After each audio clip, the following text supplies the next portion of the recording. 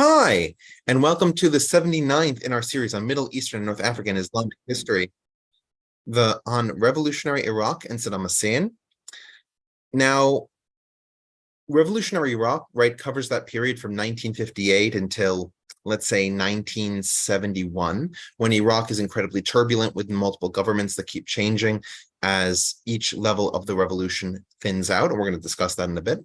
And of course, Saddam Hussein becomes vice president of Iraq in 1971 and becomes the full president in 1979. But even throughout the 70s, he has an incredible amount of power. We're definitely going to talk about that. We're also going to talk about what he sort of did during the 1980s, leading up to the Persian Gulf War. And then next week, we will cover what comes after that. So the oil for food program, the crisis, weapons of mass destruction, 2003, all of that will be next week. So very exciting. And for those of you who are unfamiliar, these are the rules. This is not an academic presentation. I'm not accredited in history, philosophy, religion, or any of the topics that we will be discussing tonight. That said, I want to provide a secular presentation, meaning that I'm going to try and remain as objective and as neutral as possible when talking about this time period. Of course, I always implore us, because of the controversy surrounding the Middle East, that let's be respectful of what's going on. That said, I love interactivity, questions, comments, clarifications. Please put those in the chat. I do read the chat and will respond in real time. If the question isn't directly pertinent to what we're talking about, I'll keep it and then answer it later in the Q&A. And in the Q&A section, if you prefer to ask your questions out loud, I will be willing to unmute people so that way they can ask their question and we can discuss in that time. So what I like to say is these presentations, these classes are a 101 and a 201. A 101 meaning that if you don't know anything, I'll tell you enough to catch you up. And I will tell you all an additional level of information, basic things I'm going to talk about. You'll probably learn something else. That's the 201. I also have what I call a 2-hour hard stop. So if at 9 p.m. Eastern time, I haven't gotten to all my slides, that's okay. I will continue those slides next week. And in fact, that's what happened today. Now, when I put dates below a person, those are their years of service if they are a politician. And if it is a thought leader, such as a Ayatollah, in sort of a more open context, or a philosopher, what have you, those dates are their lifespan. And of course, this is recorded, so you can watch it later, just like the other 78 entries in our Middle Eastern Islamic History series, as well as all the other work that we do at Middle East, at History Mostly Ancient Discussions. And we would encourage you to watch those recordings on our YouTube channel. Please subscribe to our YouTube channel, and you can see the vast array of things that we have. I would encourage you that if you want to be part of these discussions, you want to be involved in the question and answer and comment, please join our meetup so you can be advised as to all of our History Mostly Ancient discussion events, and you can see them for yourself.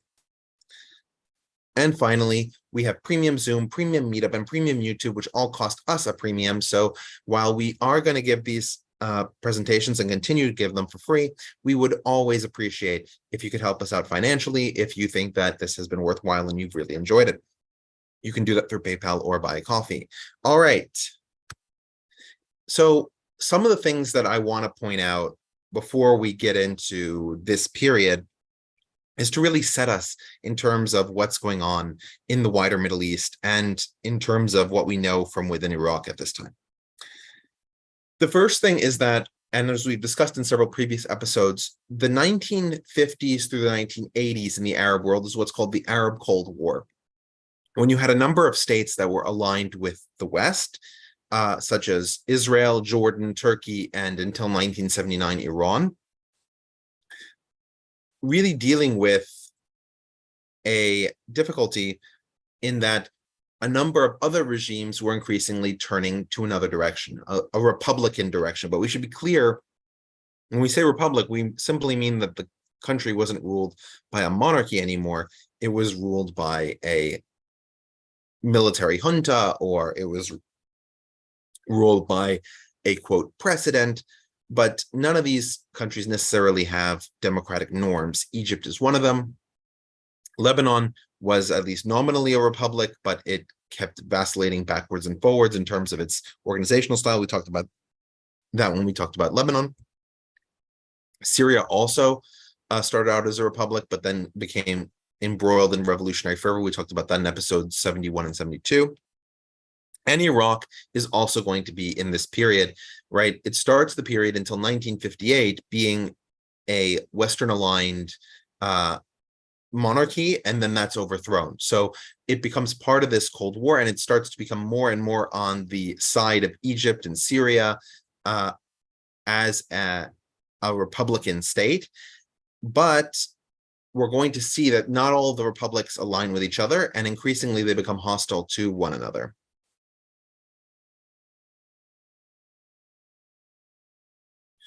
So the next thing that we're going to see is during the revolutionary period, we're going to have nearly constant coups. Iraq in the 1950s, 60s, and 70s has something along the lines of 10 distinct coups. Obviously, we're not going to get into all of them. Most of them are failures. But that should give you an idea about how unstable these governments are, how much infighting there is, and how much lack of power, let's say, the population has relative to the military leaders that are in a dominant position. We're also going to talk about how Iraq forms the linchpin in a lot of the Cold War discussions that occur between the United States and the Soviet Union. Now, this is separate from the Arab Cold War, which is about relationships between different states in the Arab world. But the wider Cold War is that relationship between the Soviet Union and the United States. And Iraq, because of its position in the Arab world as being the closest Arab country to the Soviet Union physically, and because a lot of the conflicts that we're going to see, a lot of the wars that occur in Iraq almost become proxy wars between the Soviet Union and the United States. And we're going to talk about how those issues affect Iraq. We're also going to talk about the struggle for pan-Arabism, because Iraq is a country with a significant non-Arab minority, right? You have the Kurds, but you also have other non-Arabs. And so there's a push and pull on the Arab nationalism question that we really didn't see in a lot of the other states that we looked at, because with the exception of Lebanon, nearly every country that we looked at in the Arab world is a country where the vast majority of people either consider themselves Arabs or do not consider themselves Arabs. And so Iraq is the only place where there's enough of a population that considers itself Arab for that to be a serious question, but enough of a population that doesn't consider itself to be Arab to contest whether or not pan-Arabism and Arab nationalism and all of these ideas are relevant in an Iraqi context. We're also going to see large-scale imprisonment and fear from the various individuals involved in the government, especially as time progresses, and from the wider population. And so there's going to be a sense of paranoia and distrust that we're going to see throughout this period, which means that the sources that we get from this period are very difficult to trust. We have different documents, especially from the United States or from the Soviet Union, regarding their relationships with Iraq, but oftentimes our views about what's going on in Iraq are tempered by the different voices that we have that can opine on the issue. And finally, we're going to discuss oil and the benefits and drawbacks that oil has had for Iraq, and also the ethnic and religious diversity of Iraq, which I've sort of alluded to in a few times now. So when you end World War I, you end up with a situation where Mesopotamia is considered its own territory, distinct from the influence of the Saudis, who were trying to unify the Arabian Peninsula, and from Greater Iran, both of which, as we talked about last time, had a vested interest in trying to make Iraq part of their territory, but instead it became a British mandate. And following the British mandate, it became independent as a kingdom in 1933. But we should put an asterisk on that independence, because the Declaration of Independence effectively surrendered the entire military to the British under the Anglo-Iraqi Treaty, and the kings that were in power were empowered by the British.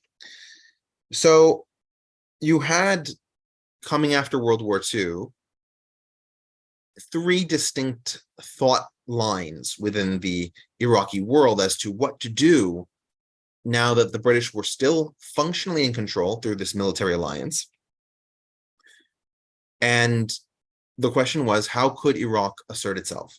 Now, of course, there was the position, as you can see on the far right, that was taken by the king, Faisal II, and his prime minister, Nouri Said, of being pro-British. They were going to prioritize that alliance with the British. They were going to prioritize their stance with the West, and they were going to maintain power in a Sunni Arab clique. Now, that view was increasingly unpopular, and it was increasingly unpopular because of the clear overtones of imperialism that it carried, as well as the fact that the monarchy didn't seem to be improving the situation for the majority of Iraqis. Instead, they were supporting a lot of the foreign interests, especially the Iraqi Petroleum Company, and we'll get into that.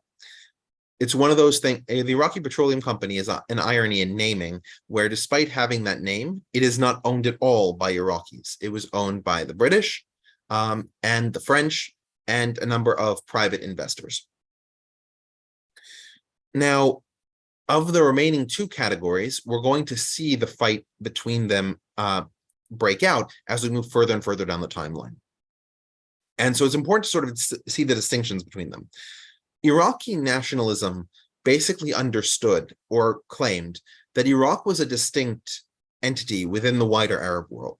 And its distinctiveness is that it has a uniform history of Mesopotamianness that goes back centuries to Sumer, and that continuous Mesopotamianness anchors all of the different ethnicities in the region.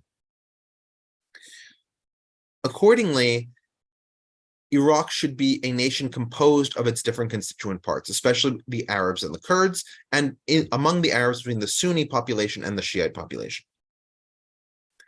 And so, in order to achieve an Iraqi state, the state needs to protect itself. It needs to develop a large military, and you need to permit all of the diversity of Iraq to exist in order to get the loyalty of all these different constituent parts.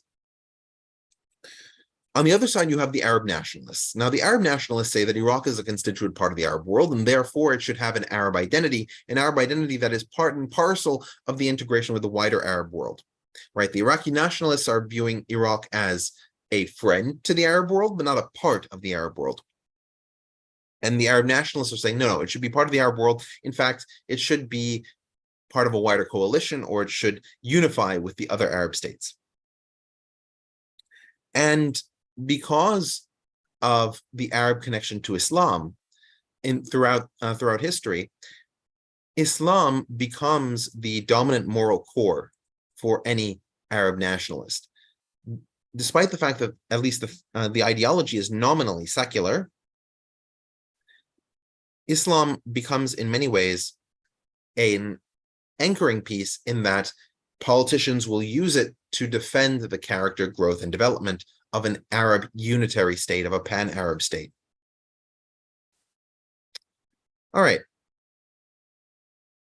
We also talked about how starting right after World War II, probably the most powerful single entity other than the monarchy was the Iraqi Communist Party. And in fact, if any country was going to go communist in the Arab world, it probably would have been Iraq.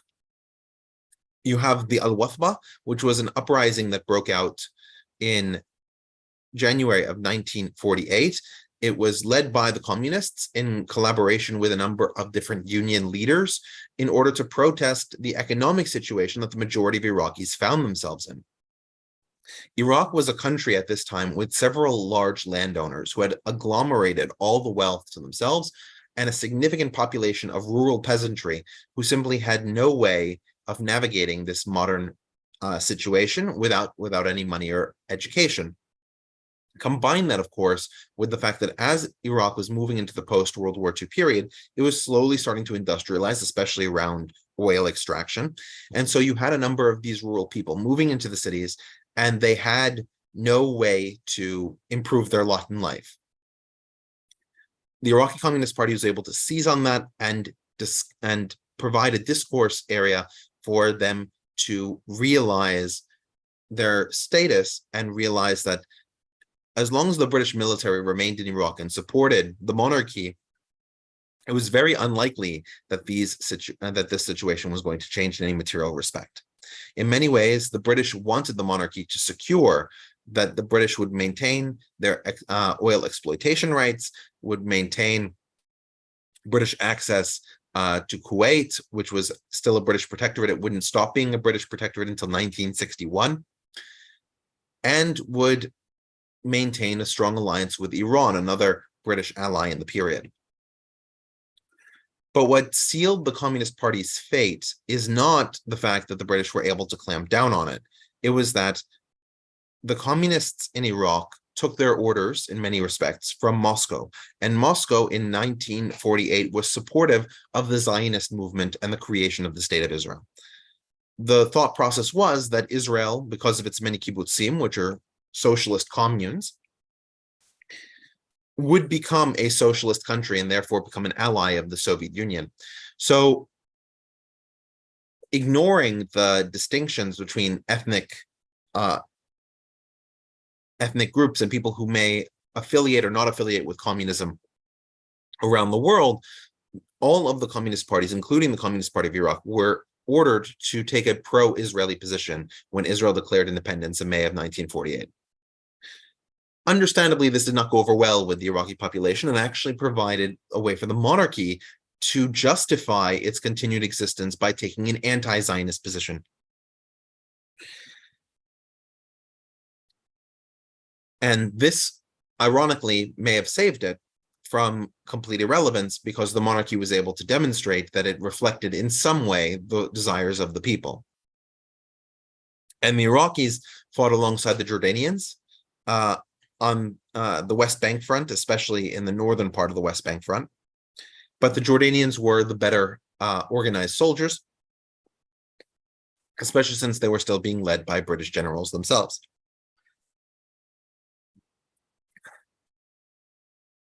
Throughout the Cold War, the monarchy tried to remain in the British camp. And so they founded in 1955 the Baghdad Pact along with the British, which would be a protection against the Soviet Union. And of course, this was supported more widely by the United States.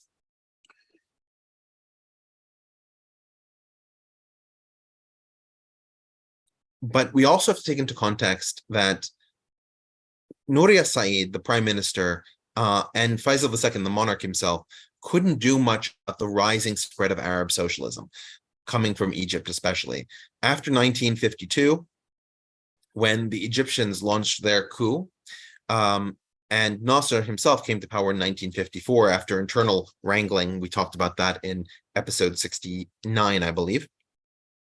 But when Nasser came to power, he was a captivating force. And through his radio, the Sawt al-Arab, or the Arab Voice, he was able to broadcast the message of Arab nationalism throughout the different Middle Eastern countries. And it was especially persuasive in Iraq because of Nasser's flagrant refusal to kowtow to British interests in the country, which completely contradicted the behavior of the monarchy in Iraq. You can see, for example, in 1956, when he claims the Suez Canal and forces the British out. In fact, one of the ironies of history is that the British called upon the Iraqis to fight against the Egyptians because of the Anglo-Iraqi alliance in 1956, and they would fight against the Egyptians in order to re-secure the canal for British and French control. Now, the king refused, and he sent soldiers to Jenin, which was in Jordanian-occupied West Bank at this time. But he didn't intervene on the Egyptian side either.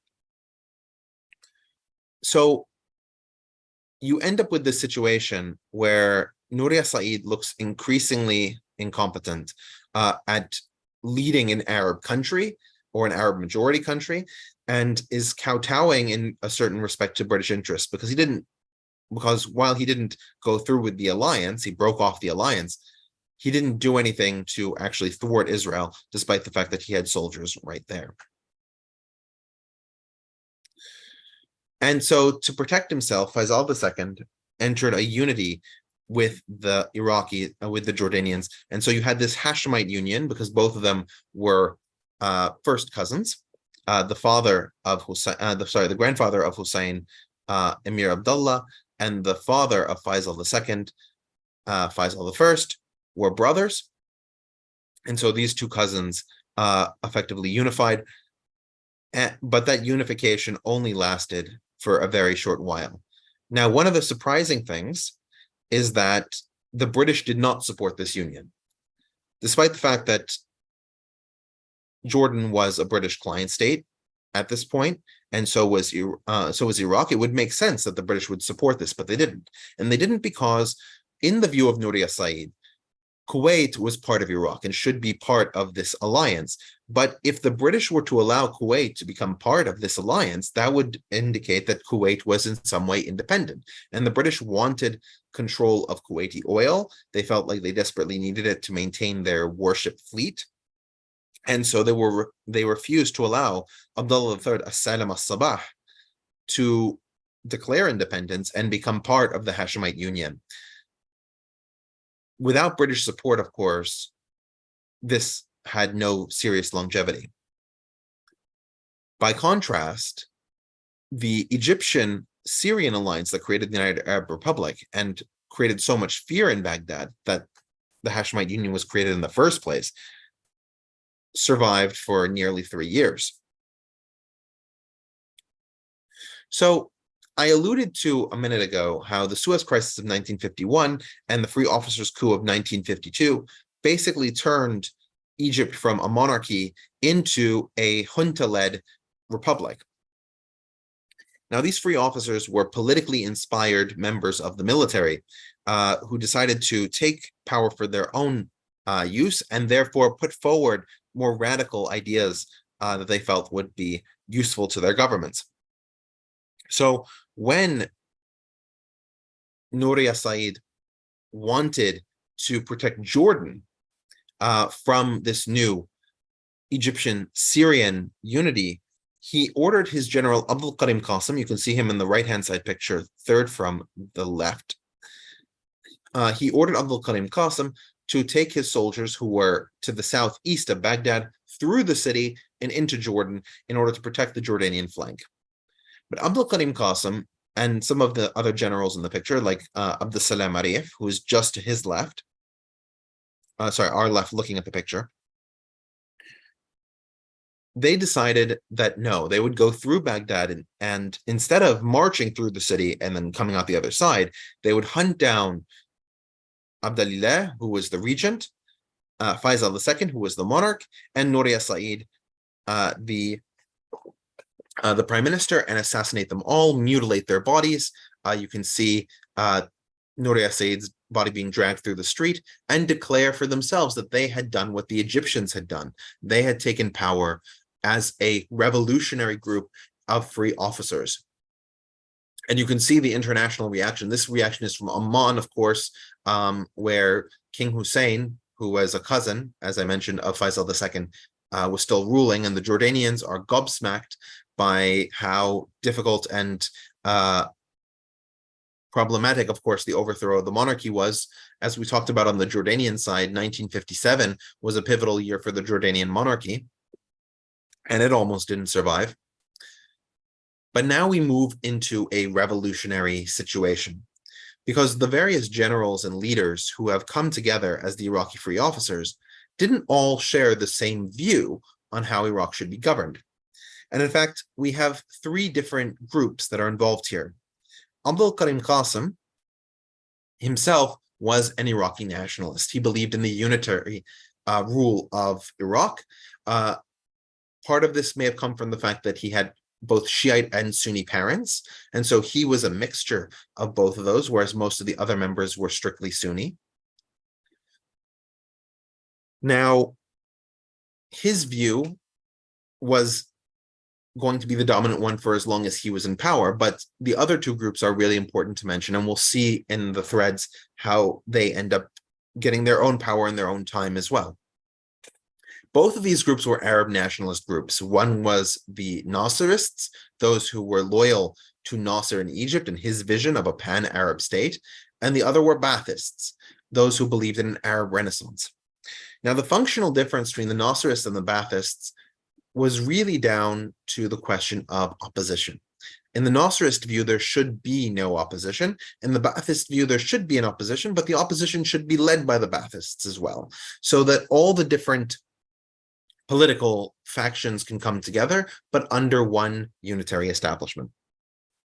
And in fact, if you look at Syria today, one of the countries that claims to be a Ba'athist state, you'll notice that in the Syrian parliament, there are non-Ba'athist parties. Of course, all these parties are vetted by the Baathists, only permitted if they agree with Ba'athist principles, but they are not the Ba'athist party.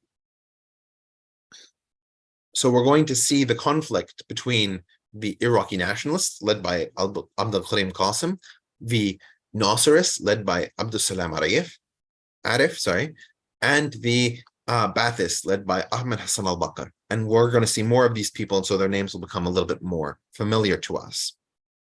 So during the early period of the Republic, starting in 1958, Abdulkarim Qasem was able to concentrate power in his person and was able to begin to make a number of substantive changes to the way Iraq was run.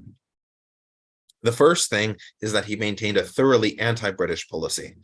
And part of that anti-British policy was to try to do as much as he could to nationalize the oil production facilities.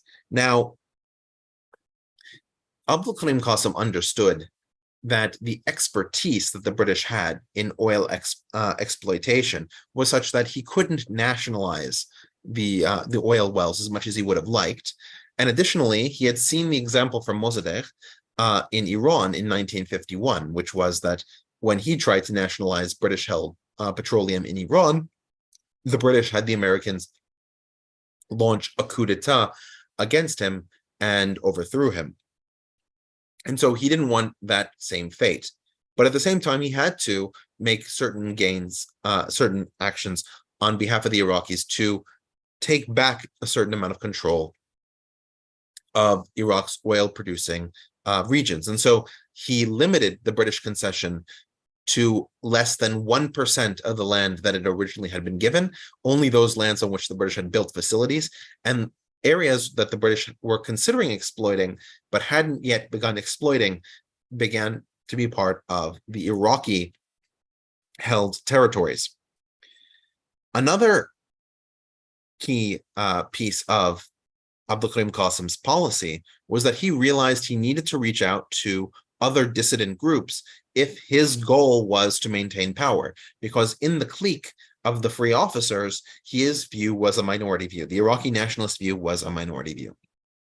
And so he began to reach out to Mustafa Barzani, who was a Kurdish tribal leader and one of the most effective unifiers of Iraqi Kurdistan, with the promise of increased autonomy for Kurdistan. And so, in fact, Barzani and Abdulkarim Qasem, especially in the first 3 years of his administration, were strong allies. And another group that he aligned with were the communists. Remember that Iraqi Communist Party had its heyday about 10 years earlier.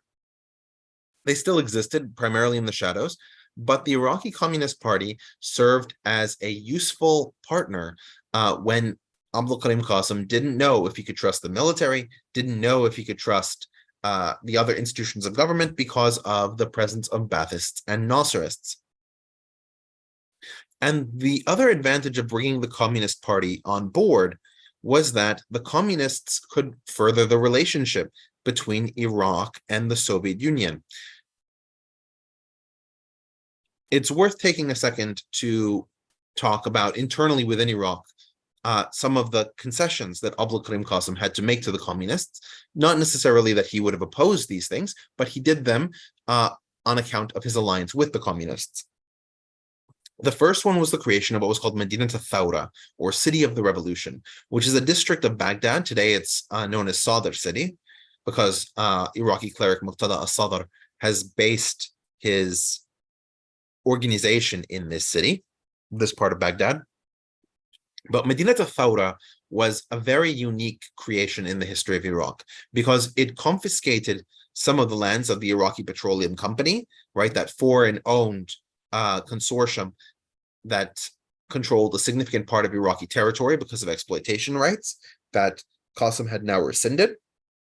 And he took that land and he redistributed it to a number of peasants in order to create a modern middle-class city.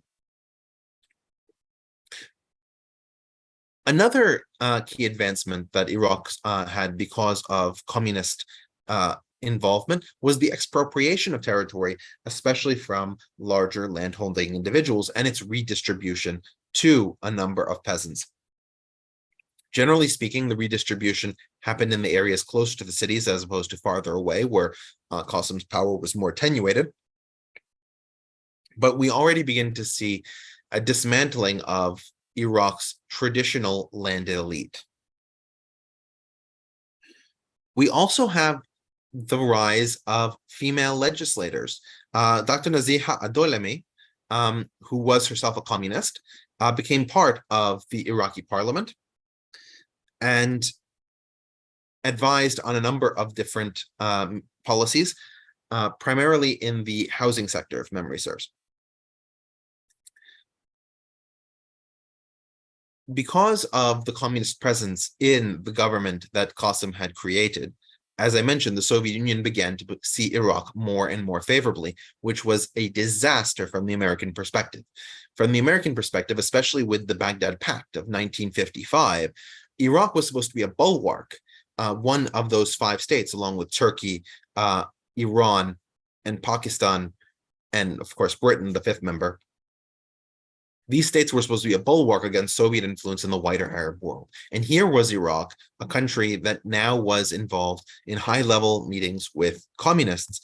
You can see, for example, Adnan Pachachi working with Khrushchev in 1960, trying to get increased funding and improve the relationship. From the Soviet perspective, a relationship with Iraq was completely natural. The Soviet Union saw itself as one of the leaders in a vanguard of anti-imperialist revolutions. And the revolution in Iraq was, in the same way, anti-imperialist. And it also served to weaken the presence of the British in the Persian Gulf, which Khrushchev was also in favor of. So we have this synergy that begins to form in this period. But as we move out of 1958, we also notice that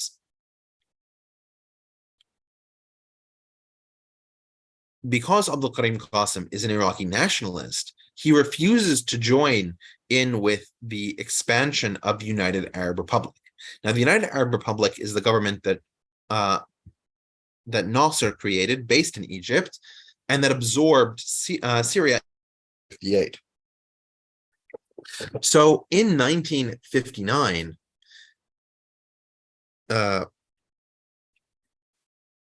Nasser begins to instigate with several members of the military in order to try and overthrow the government of Abdulkarim Qasem. He manages to convince these military members to defect by pointing out that Arab socialism is opposed to communism, and therefore it would bring Iraq into onto a better track, one that would lead to its development and growth. And secondly, that Nasserists in the government were not getting their fair shake under this current system because of the power that was collected in the person of Abdulkarim Qasem. And so in Mosul, which is a city in northern Iraq, in 1959, in March of 1959, Abdul Wahab al-Shawaf, who you can see there, led a revolt against Abdulkarim Qasem. And Abdulkarim Qasem had to move most of Iraq's military in order to put down this revolt. But the key element that allowed him to prevail, and in fact, within less than a week, was his relationship with Mustafa Barzani and the Kurds, because Mosul is located exactly at the place where the Arab majority meets the Kurdish majority. In fact, the name Mosul itself means connection. So it was supposed to connect those Arab and Kurdish populations. And throughout much of early 20th century history, the city had a significant Kurdish minority, despite being an Arab city. So This was a disaster for Nasser's attempt to expand the United Arab Republic to include Iraq in its wider ambit, and Iraq remained an independent state. So it's worth taking a second to talk a little bit about the Iraqi Petroleum Company. Now, the Iraqi Petroleum Company, as I said, despite the name, was entirely foreign-owned. About 50% of it, 47.5%, was owned by the Anglo-Iranian Oil Company, which was the same company that was running all the petroleum export facilities in Iran at this time. You also had the Anglo-Saxon Petroleum Company, which was another British-owned subsidiary that owned 22.5%. You then had the French with 25%, and Calouste Gulbenkian, who was a British citizen of Armenian extraction, who owned that last 5% of the company. Now, as I mentioned, with the use of Public Law 80 in 1961, Abdulkarim Qasem was able to nationalize almost all the territories held by these groups, except for where they had actual facilities. And this was the first act in the wave towards nationalization. That nationalization would finally occur in 1972, when Ahmed Hassan al-Bakr would nationalize the Iraqi Petroleum Company and integrate it into Iraqi-held subsidiaries. But it should be clear that because the foreign groups were holding Iraqi oil, Iraq could not generate the amount of wealth from its oil that it would otherwise. And this stalled a lot of Iraq's economic and social development because of the lack of resources. There's a question of, does nationalization mean government holds control of the oil wells? Nationalization would mean that the government would take over the companies that manage the oil wells. So they would therefore have control of the oil well simply because they own those companies.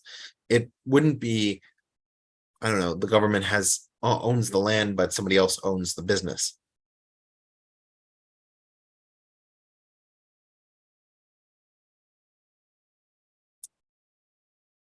Okay. So if we go back a little bit in time, and by a little bit, I mean 2 centuries, Kuwait was in a very interesting situation. There was a war between the Iranians under the Zond monarchy and the Ottomans during the Iraqis under the Ottoman period between 1775 and 1779. And this war was incredibly brutal and destructive. But what's important to take away from this is that Kuwait, because it was an autonomous region under the control of a different authority, managed to be separate from this engagement and managed to attract many of the merchants from the southern part of Iraq, from the city of Basra, to revitalize the Kuwaiti economy. And so starting in the late 1700s and into the 1800s, Kuwait had a boat-building society, as well as one that was more inclined towards long-distance trading. This combined with the expansionist aims in the late 19th century by Mubarak ibn Sabah as-Sabah, a tribal sheikh in what is today Kuwait. Kuwait moved closer and closer to the British and away from the Ottoman influence that had previously existed. Now, that British influence culminated in a long-standing protectorate of Kuwait that started in 1901 and continued until 1961. It concluded in 1961 with the signing of the independence document on the 19th of June. And as you can see there, Sheikh Abdullah Salim as-Sabah is signing that document. But it's a very curious document because in its Article 4, it says that the British have an obligation to defend the territorial integrity of Kuwait. In fact, for those who have been listening closely, this will seem very similar to the Anglo-Iraqi Cooperation Agreement that was signed in the 1930s. In that Kuwait was at least nominally independent, it could determine its own local policy, but when it came to matters of security and defense, the British were involved. which creates a very interesting situation. Now, I pointed out that Nouri Said, the prime minister of Iraq during the monarchy period, had argued that Kuwait should be part of Iraq. In fact, the reason it was split from Iraq was that during the Ottoman period, it was ruled by a different governor. But from the Iraqi perspective, that splitting of Kuwait was an act of the British imperialists. Kuwait should have been reorganized into Iraq, and therefore it would have been part of the mandate to begin with. If anything can be consistent in Iraqi politics, it is the Iraqi view that Kuwait is part of Iraq. And so Abdulkarim Qasem also embraced this view. In fact, he argued that the two major islands off the Kuwaiti coast of Wadaba and Bubiyan should be part of the Iraqi state, if not the entirety of Kuwait. And both Abdulkarim Qasem and later Saddam Hussein would refer to Kuwait as Iraq's 19th province. So what starts to happen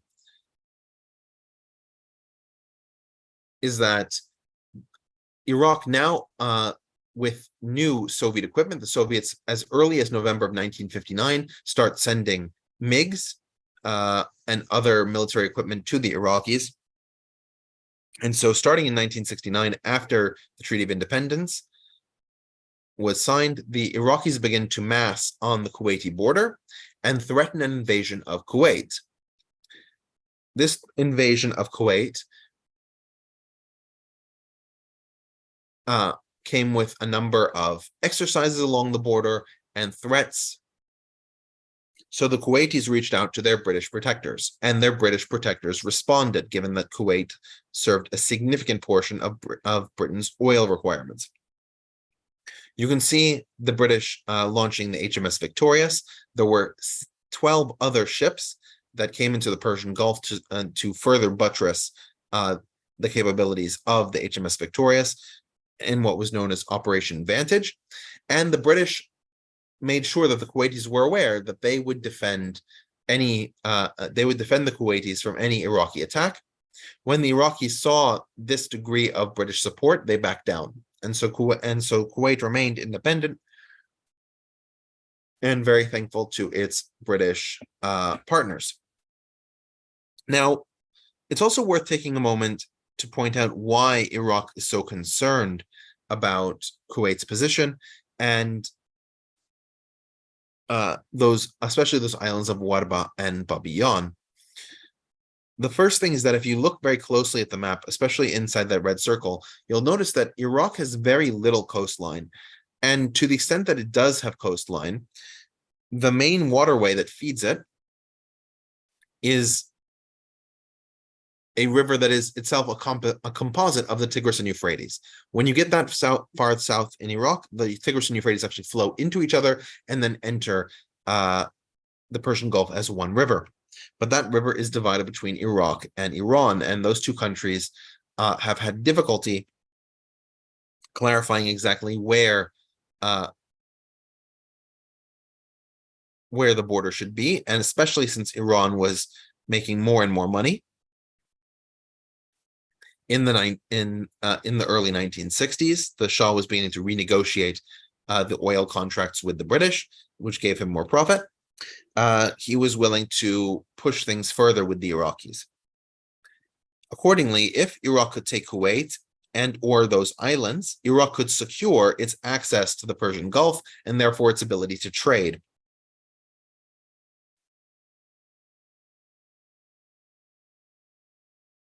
Another thing that starts during Abdulkarim Qasem's time and continues even after is the Iraqi Kurdish War. And it starts from 1961 until 1968. This is the first one, and there will be several. Mustafa Barzani, as I mentioned, was an ally of Abdulkarim Qasem until 1961.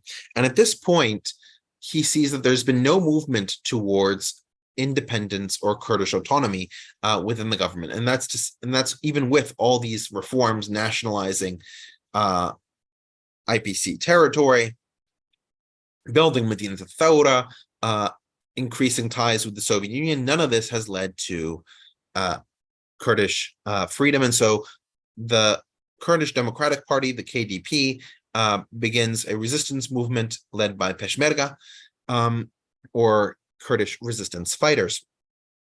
Now, these fighters make a number of strategic gains throughout the early 1960s and actually work incredibly well. There are two reasons for their success. The first one, of course, is that they had foreign support.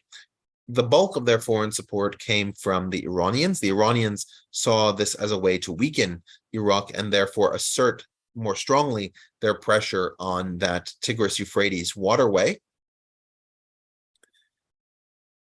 And another foreign group that assisted the Kurds were the Israelis. The Israelis sent a number of tactical advisors to help the Kurds move more effectively through Iraq. Another key advantage that the Kurds had was that they were fighting on their home territory, which meant that it was very difficult for the Iraqi soldiers to chase them effectively into the mountains. And so Iraq increasingly had difficulties in controlling the Kurds, and the Kurds were even able to push further south into regions like Kirkuk, which were historically disputed between the Arabs and the Kurds, given their largely mixed population. One of the as we move through the first Iraqi-Kurdish war, there were a number of Syrian soldiers who crossed the border into Iraq to assist the Iraqis in fighting off the Kurds, but they were of minimal assistance despite their, besides it looking diplomatically great. The biggest loss that the Kurds actually faced came indirectly from the Americans. Because of Iraq's relationship with the Soviet Union, but also Iraq did not want to close off relations with the United States, there were attempts to use Iraq as a way for American technicians at the embassy in Baghdad to get Soviet equipment. And that relationship, from the view of American President John F. Kennedy, was worth maintaining to the point that he was willing to sell napalm explosives to the Iraqi military that they could use to bomb Kurdish locations from the air. And roughly 200 cities and townships in Iraqi Kurdistan were bombed using this napalm. The extent of the U.S.-Iraqi cooperation during this period is heavily disputed, but it's relatively clear that Kennedy was aware that these bombs would be used in this kind of deleterious way. Ironically, it was the Soviet Union, the primary backer at this point of the Iraqi government, that called the attack on the Kurds because of this napalm bombing a genocide, and pushed Iraqis to try and make peace with the Kurds, especially towards the tail end of the decade. Now, because of the multiple different individuals within the cliques that existed around Abdulkarim Qasem, it's not surprising that eventually the clique turned on him. And on the 9th of February, 1963, after fighting valiantly in the Ministry of Defense, Abdulkarim Qasem was shot through the head by a number of military soldiers in alignment with both the Nasrists and the Baathists. The question is, what were the casualties of the napalm bombing, and was it similar to Vietnam? The casualties, I believe, were several thousand. I don't know how similar it is to Vietnam because I don't know the resulting situation, but these were intentional civilian bombings. These were not military targets. So Abdulkarim Qasem, when he was destroyed, and the revolutionaries declared a victory, and they created a National Council of the Revolutionary Command. You can see a picture of it from 1988 there, but that was the situation. Now, the National Council of the Revolutionary Command created 3 high offices, but ironically, probably the most important went to Ali Saleh As-Sa'idi. And Assaidi became powerful because he gained charge of the Iraqi National Guard. The Iraqi National Guard started off as a small group. And you can think of them almost like brown shirts. These are civilian thugs, more or less. And they increased from only a few thousand to 34,000 by November of 1963. Because of his power, he was able to put down a number of different dissenters for quite a while and caused a number of Iraqis to both flee abroad and to become increasingly quiet. Now, there are questions about whether the CIA was involved in the coup against Abdulkarim Qasem in February. CIA documents seem to, and historians are divided on the matter. CIA documents seem to indicate that there were plans for a coup, but the coup that they were planning would have happened later in 1963. They weren't prepared yet. The CIA was also aware of two failed coups in 1962 that didn't materialize and take out Abdulkarim Qasem. And that the CIA was in court, and the CIA felt that a coup would definitely be in the beneficial interest of the United States. That was the view that continued even after the coup occurred, because, of course, Abdulkarim Qasem was aligned with the communists. And so any group that would oppose them, including Assaidi's Iraqi National Guard, would be in the United States' favor. And in fact, the United States didn't talk about or publicly condemn when the Iraqi National Guard started going after communists in Iraq as part of its initial purges in March and April of 1963.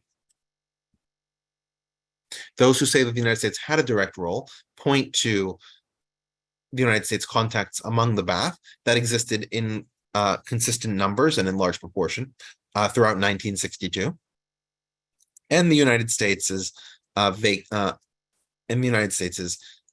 at the embassy during the mid-1960s that was primarily evacuated relatively in close time proximity to when the coup occurred. So, if we remember from our discussion of Syria, in 1963, there was also a revolution in Syria, literally 1 month after the revolution in Iraq, which put the Baathists in power.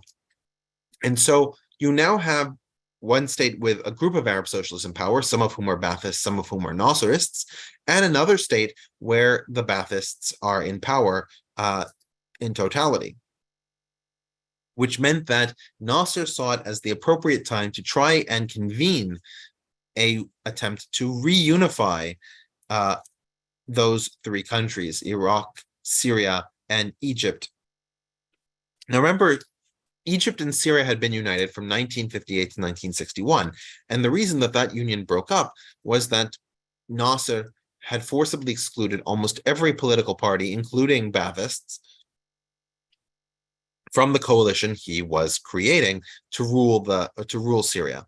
And so Syrian leaders took back Syria simply to prevent their own political power from eroding. With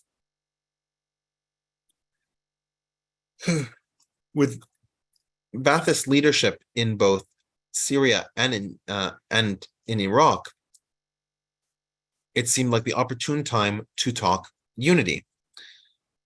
But even though the Baathists in Syria said that they were interested in unity, the Nasserists in Egypt the Nasserists in Syria that wanted to move forward with unity, like Jassim al-Wan, quickly discovered that for whatever reason, the Baathists had changed their mind and began to persecute the Nasserists. In fact, Nasser began to go on the radio calling the Syrian leadership murderers and fascists for targeting Nasserists in Syria. And after this point, Nasserists don't really exist as a political force in Syria. In Iraq, they did, and the Nasserist power in Iraq, however, would be subject to numerous caveats and disagreement from the Ba'ath, who retained some degree of power. So, In July of 1963, there was a coup against against the Nasserist Ba'athist coalition, and that was by a number of communists and other supporters of Abdulkarim Qasem. Now, of course, Abdulkarim Qasem himself was dead, but many people were still loyal to his government, loyal to that vision of Iraqi nationalism over Arab nationalism. And so the coup leaders decided to go to the Al-Rashid military facility because it was believed correctly that a number of Qasem loyalists were being held there as prisoners. And the thought was that if they could liberate the prison, then they could begin that revolt over more and more of the country. Well, it turned out that the prison guards gave up a lot more of a fight than the coup attempters were expecting. And soon the Iraqi army, which had very minimal sympathies for al-Qasem, arrested all of the coup leaders, and they were executed. No, the coup that really made a difference was in November of 1963, specifically the 18th of November. Abdulsalam Arif, who you can see in this picture with Abdulkarim Qasem from 1958, took power and declared that his party, the Arab Socialist Union Party, would take control of Iraq to the exclusion of all other parties in pursuit of the Nasserist dream of unification with Egypt. But without Syria being a party, there was really no way to connect Egypt and Iraq. So despite him saying that he wanted to do it and making a new Iraqi flag with 3 stars to represent that Iraq would be the 3rd state to join the Arab Union, no actual union was made. In many ways, Abdulsalam Arif continued a number of the socialist-leaning policies of Abdulkarim Qasem, but kept them at a minimal level in order to continue to entertain relations with the United States to a certain degree. Now, his administration was cut short in 1966 when his plane, which looks actually very similar to the one you see in that picture, crashed, and his brother was made the new leader of Iraq. So now we get to his brother, Arif 2.0. And Abdurrahman Arif, oh, sorry, just one second.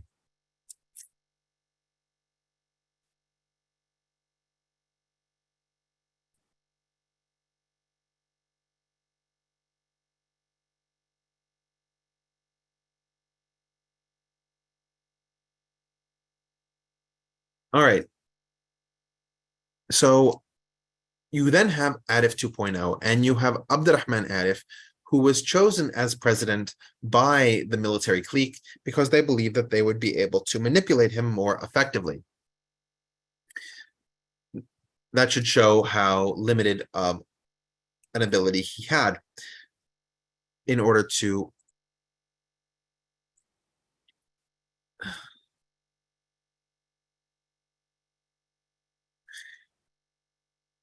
So his views, of course, as you can see, he's aligned with Nasser, and he goes to the Arab Summit. A lot of what happens in his administration has very little to do with him and has much more to do with the general feelings in Iraq.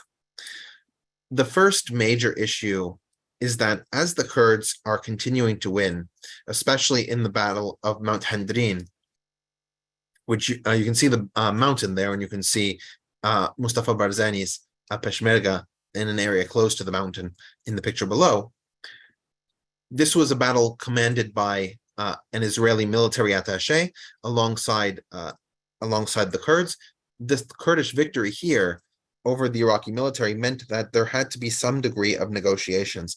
And Abdurrahman al-Bazaz, who was the deputy minister, was sent to negotiate with with Barzani in order to create some sort of autonomy or peace agreement considering how humiliated Iraq was by this eventuality. The Iraqis also tried to create increased relations with the United States, which met with some degree of success. But in the beginning of June 1967, it became increasingly clear that Israel was going to have some kind of conflagration. And so Adnan Pachachi, Iraq's foreign minister, had meetings with the American leadership, seeking help or some sort of stabilization to prevent any outcome that would be deleterious to the Arab cause. The United States ignored them, and the Six-Day War unfolded. On the second day of the Six-Day War, the Iraqis broke ties with the United States in anger over the United States' support of Israel during that situation. In fact, the Iraqi soldiers fought during the Six-Day War, primarily on the Jordanian front. There's a question of what does Peshmerga mean?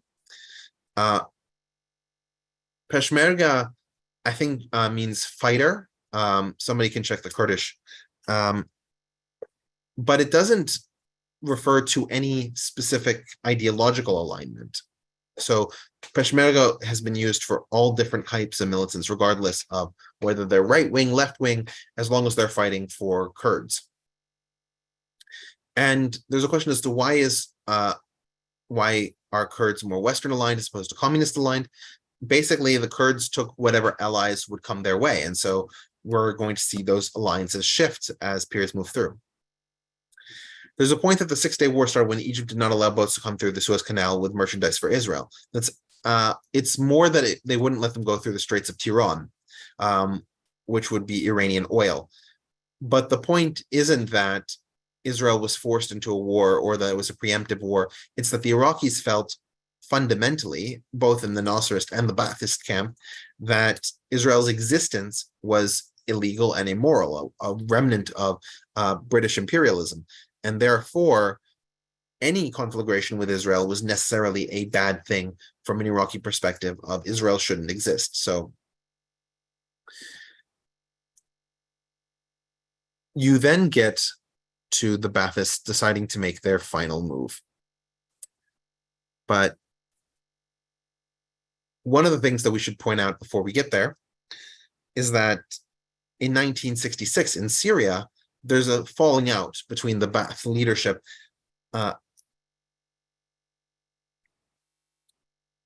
now,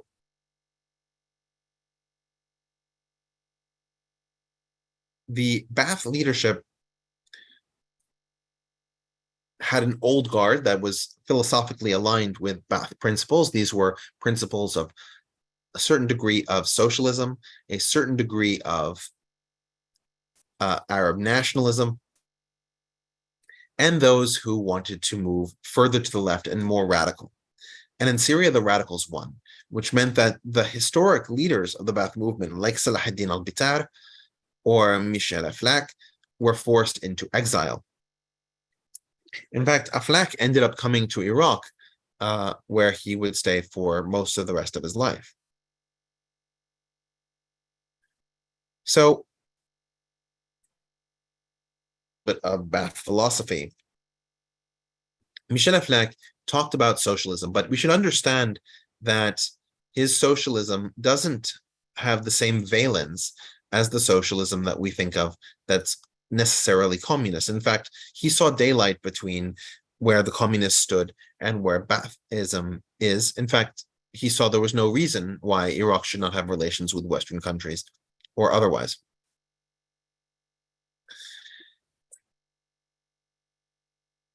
In his view, the only need that we had and that the Arab world had for socialism was to uproot capitalists, imperialists, feudalists, and opportunists in order to allow the common man a chance of economic success and development. And so we finally get to the July 17th revolution, yet another military coup in Iraq. And this coup, contrary to the others, was actually non-violent. Ahmed Hassan al-Bakr, you can see him in all three of these pictures. He's often the one wearing glasses, called Abdurrahman Arif at night and basically said to him, get out of the country. Arif said, let me just check with the military, see if I can protect myself. He called the military, then he calls al-Bakr back. All right, I'll get on the flight to London. And he does. And in fact, during the reign of Ahmed Hassan al-Bakr, Abdurrahman Arif lives in exile in London, and he comes back to Iraq when Saddam Hussein becomes president, and he lives there in political obscurity until the American invasion in 2003, and when he moves to Jordan. So what's unique about this coup that takes place, this July 17th revolution? The Baathists use it to purge the remaining Naserists from the government. And so you end up with a situation where the Ba'ath party becomes the dominant party. Now, it is worth saying that Ahmed Hassan al-Bakr had two other conspirators with him, Abdurazik al-Nayef and Ibrahim ibn Dawood, but both of these individuals were quickly marginalized as soon as the Ba'ath came into power, and the Ba'ath party maintained effective one-party control, at least from 1969 onwards.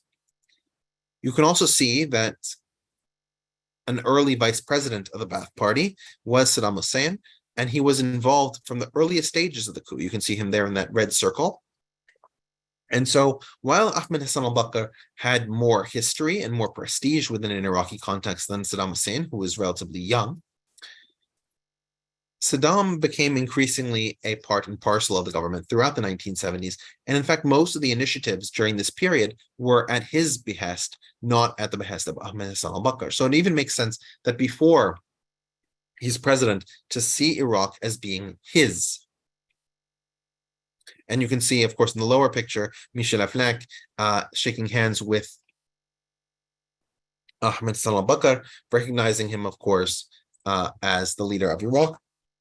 Saddam Hussein would bestow a number of accolades on Michel Aflaq for being the father of Ba'athist thought, and in so doing, keep him completely out of politics and powerless. And so now we have to talk about what life under both Saddam's Ba'athist state and Abu Bakr's Ba'athist, Ahmed Hassan al-Bakr's Ba'athist state looked like. And to do that, we need to understand the role of the Mukhabarat. Now, the Mukhabarat isn't built in 1969. It's built in the 1970s, slowly and carefully. But the word means intelligence, and it became slang for the Iraqi intelligence service, which was founded in 1973.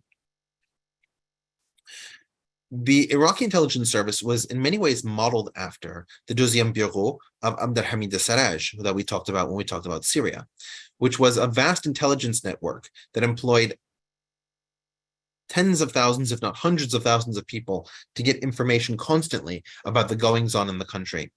And so there were commonly sayings about the Mukhabarat, like Iraq's 11 million people are spied on by about 3 million people, or so it seems.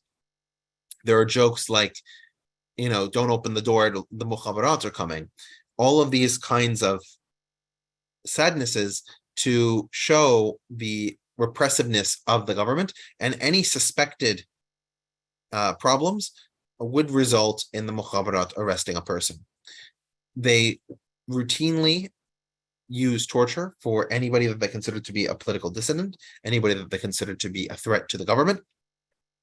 And in order to prevent this from being a situation where somebody could use this against the state, Saddam Hussein chose his half-brother, Barzan Ibrahim Hassan al-Tikriti, to be the head of the Iraqi intelligence service. The Mukhabarat also made sure that the Ba'ath Party was the party that remained in control and that any possible opposition was nullified. This was especially important after another failed coup in 1973 to remove the Baathists from power.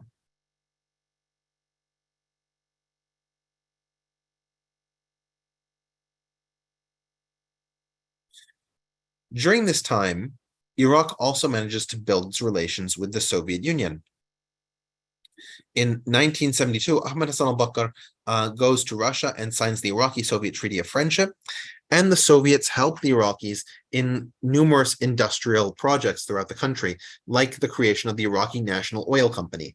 Now, this, contrary to the Iraqi Petroleum Company, is actually owned and operated by the Iraqi government, and in fact still exists today. In 1972, relying on his relationship with the Soviet Union to protect him, Ahmad Hassan al-Bakr nationalized the IPC and absorbed it into the Iraqi National Oil Company, meaning that Iraq's oil revenues would start to flow into the coffers in Baghdad.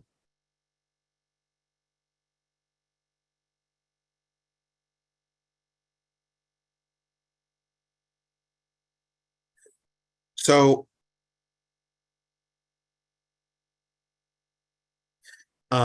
Iraq and Iraq-Soviet relations were in their heyday in the 1970s, and it meant that the Soviet Union also would be less inclined to support the Kurds, which they had historically been doing. So Iraq began to move in a much more unitary direction from the presence of the Mukhabarat and other agencies preventing the rise of dissension to the Soviet Treaty of Friendship. And now we're going to talk about the rising benefits that the oil revenue was able to bring forth. And it's not just that in 1972, Iraq acquired the IPC and therefore became the masters of their own petroleum. It's that in 1973, there was an Arab oil boycott, where most of the Arab states, in response to Israel's victory in the 1973 war, and the Western government's support of Israel during that war, or so perceived by the Arabs, most Arab countries refused to sell oil. Iraq didn't. And so Iraq sold oil as other countries cut their exports, which meant that Iraq was raking in profits throughout the 1970s. It's worth pointing out that Iraq did participate in the 1973 war. It had sent 2 brigades to the Syrian front, but despite those brigades being generally seen as the 2 best brigades in the Iraqi army, they literally did everything wrong that it was possible to do wrong in defending Syria from the Israeli counterattack that started midway through October of 1973. And they arrived back in Iraq in disgrace. So what did Iraq do now with all this newfound oil wealth? Well, Saddam wanted to invest it in a way to build up the character of Iraq. So one of the things he did was that he wanted to reach out to the rural communities. And the rural communities had large-scale illiteracy and large-scale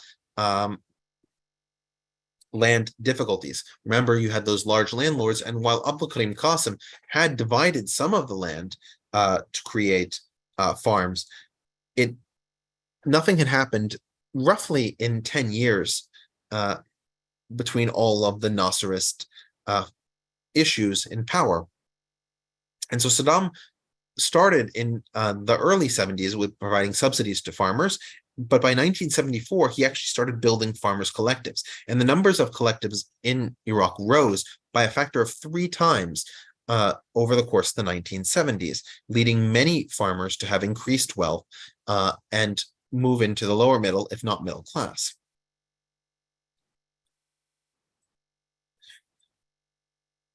He also began what was recognized by UNESCO as a national campaign for the eradication of illiteracy and compulsory free education in Iraq up to the high school level. You can see Saddam Hussein in a girls' class. This is a picture from 1984, but he supported these kinds of schools and developments throughout the 1970s and 1980s, using the wealth from the oil to combat illiteracy. And in fact, illiteracy dropped by double-digit percentages during the 1970s as a result of his actions. You also had the education of urban women in Iraq. Now, there was a clear difference between the society that existed in rural situations and the society that existed in urban situations, the latter being much more westernized, much more modernized, and of course, as I point out here, much more educated. There were numerous universities built throughout Iraq in the late 1970s and early 1980s that many of these women began to attend. You also have Iraqi hospitals and healthcare. Iraq builds a number of hospitals during this period, and in fact, even guarantees free hospital care for emergencies and creates a national health service. In fact, Iraq's health service was more advanced than many other health services in developed countries during this 1970s to 1980s period. Starting in 1990, because of the massive funding cuts that occurred as a result of the Gulf War, Iraq's healthcare system plunged through the floor. But at this point, Iraq was actually relatively affluent. And the oil wealth was also circulated to build out Iraq's infrastructure.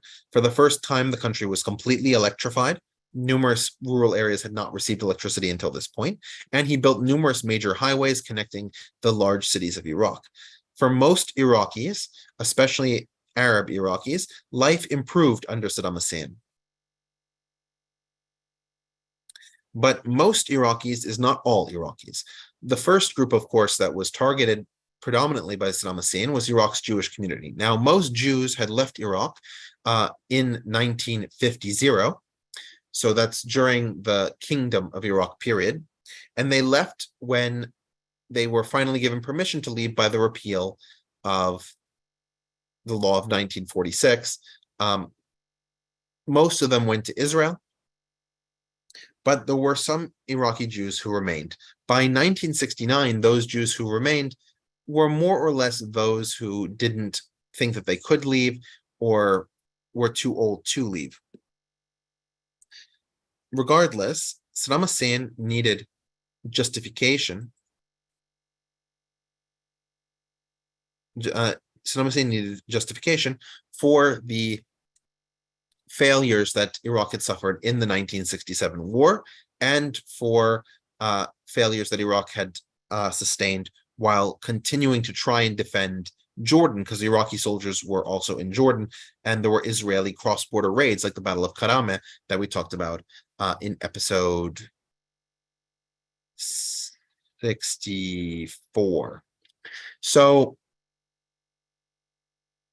accordingly, Iraq conducted a very thorough investigation, and totally not a kangaroo court, and they found 9 Jews, 2 Christians, and 3 Muslims guilty of actions against the state in 1969 and executed them in the town square. This is actually a picture of those executed individuals. After this point, every Jew that could leave Iraq did leave Iraq. And so starting in 1970, the Jewish community in Iraq was estimated to be around 5,000 people. Today, the Iraqi Jewish community is estimated to be a few hundred, almost all of them in Iraqi Kurdistan. So in 1970, Saddam Hussein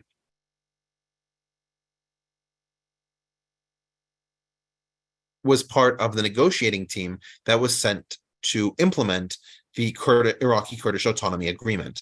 Because in 1968, the two sides basically agreed, following the recommendation from al-Bazaz, that the war cease, the Kurds had clearly won, and that Iraq was going to give them autonomy of some degree. Between 1970 and 1974,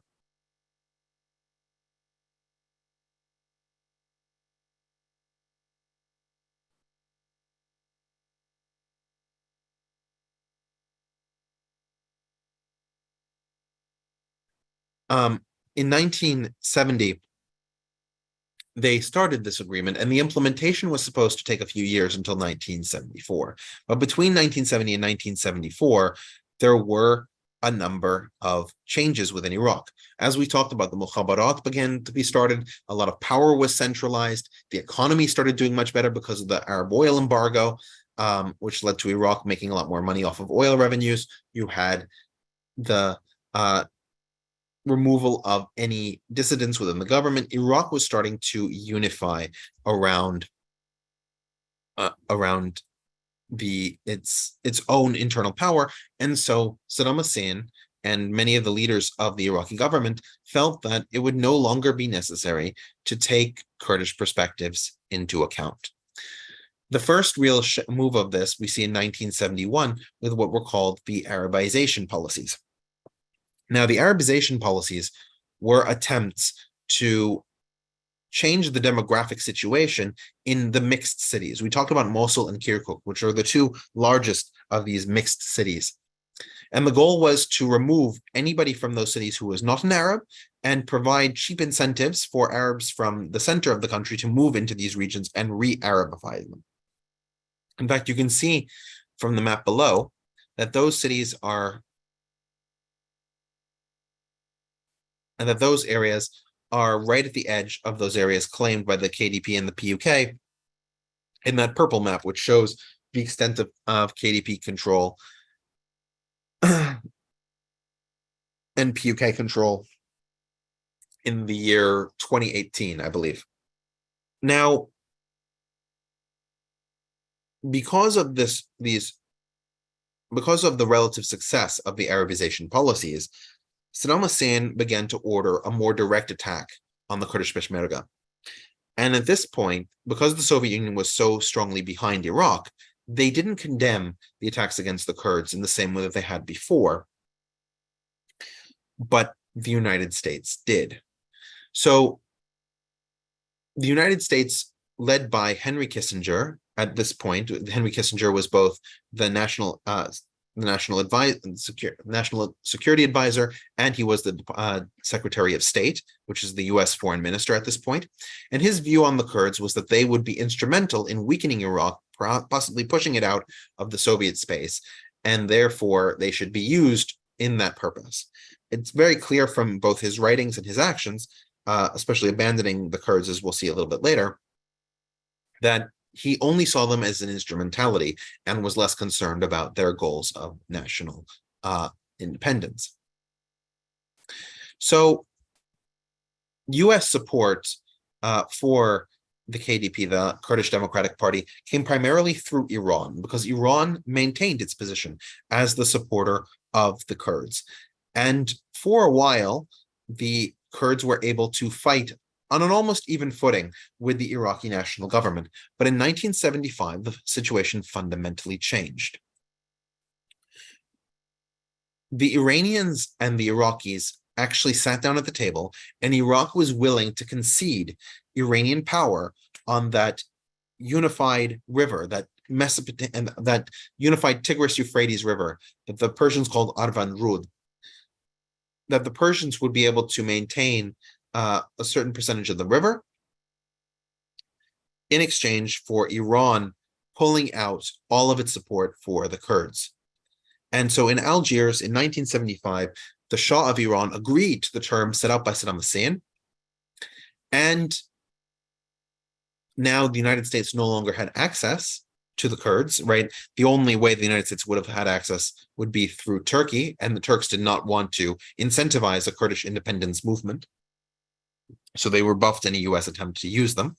So the U.S. walked away from the Kurds in 1975, and the Iraqi military was able to put down the Kurds, who no longer had the support of the Iranians. In fact, many Kurds fled across the border into Iran, including Mustafa Barzani himself and many of his close entourage.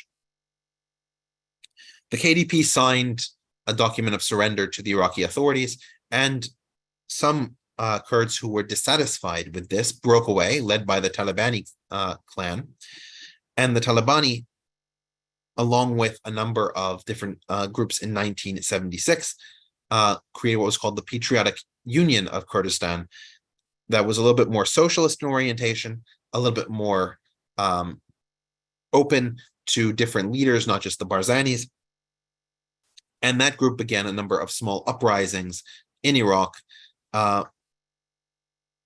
and began to try to solidify control of the Kurdish region. But those uprisings were also put down by the Iraqi leadership.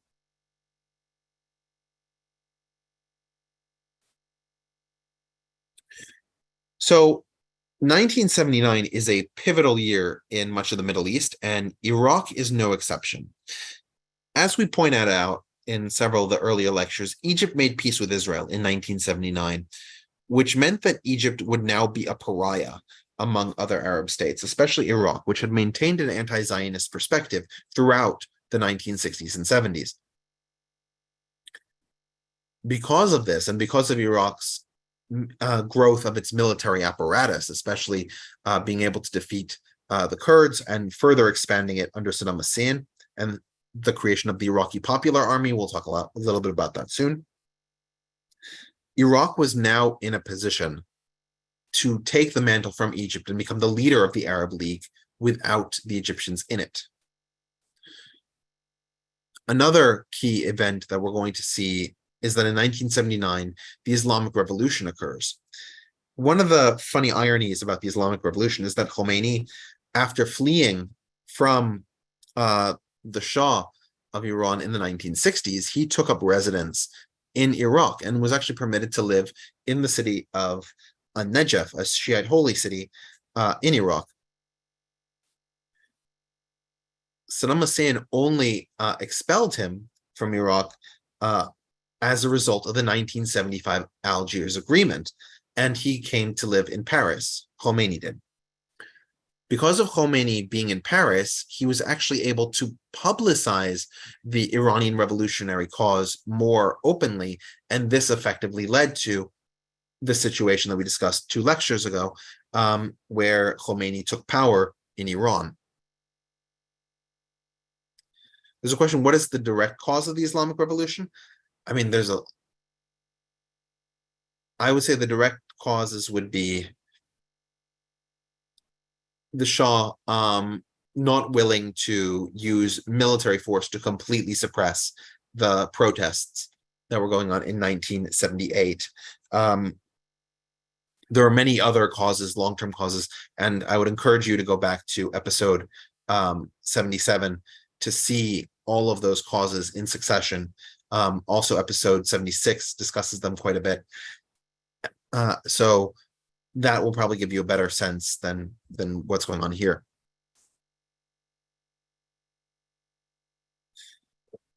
One of the unique elements of Saddam's hold on power is that we actually have video evidence of it.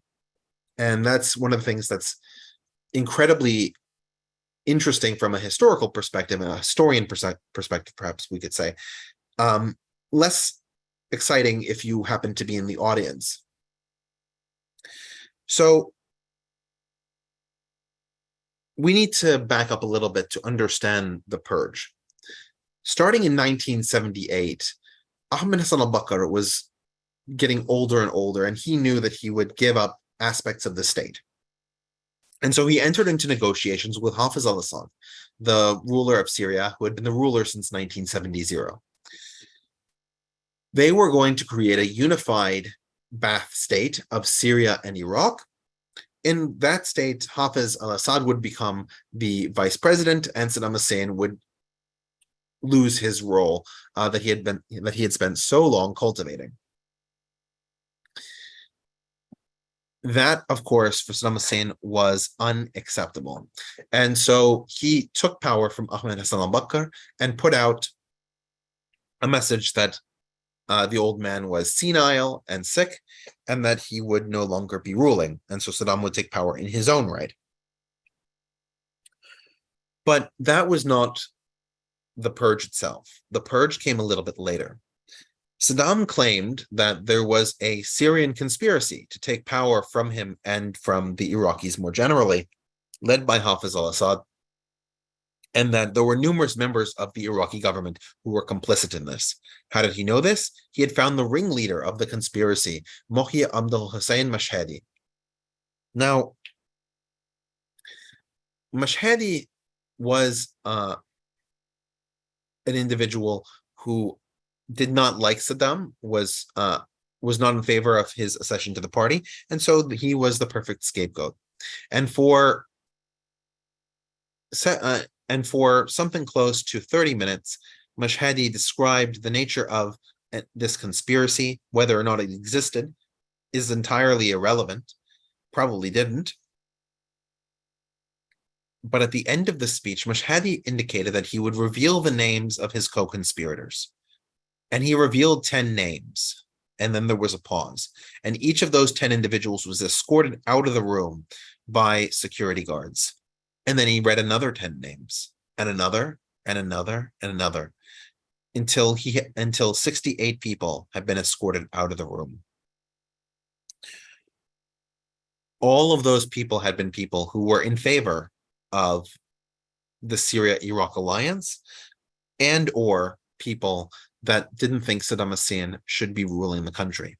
And so in this fell swoop, Saddam was able to consolidate power, and some of the individuals who were in the room began to shout, "Long live Saddam Hussein," and Saddam congratulated all the remaining individuals for their loyalty. Mashhadi and the 68 people that he had accused of disloyalty were put on trial. Over a third of them were executed, including Mashhadi. Others were given long-term sentences or sent into exile. After this point, we no longer have coups of any type in Iraq, because Saddam was able to use the intelligence services and the threat of further purges in order to prevent internal revolt against him. It's worth taking a moment to understand Saddam's political thought, because although Saddam is a Baathist, that doesn't explain a lot of his actions while being president of Iraq. So we should notice the first thing, which is that he didn't restrict Ba'ath Party membership to Sunni Arabs. He allowed other groups to join as long as those groups could align with Ba'ath principles concerning Arab nationalism and concerning Iraqi nationalism.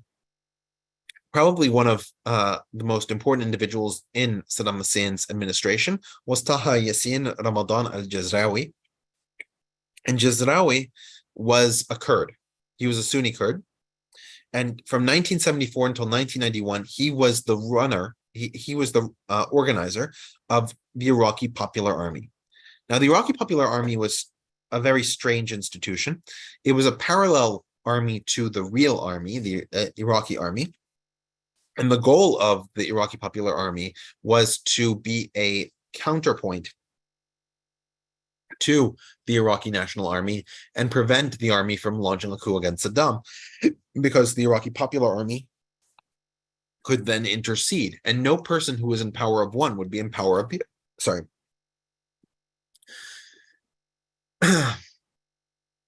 no person who was in power of one would be in power of the other. In fact, the numbers of the Iraqi Popular Army swelled to 650,000 people at its height in 1989. Another person who may be surprising is Mikhail Yukhana. Mikhail Yukhana was an Assyrian, which is a Christian minority in the north of Iraq. But in order to become part of the Arab nationalist movement, he took on an Arab identity and the name Tariq Aziz.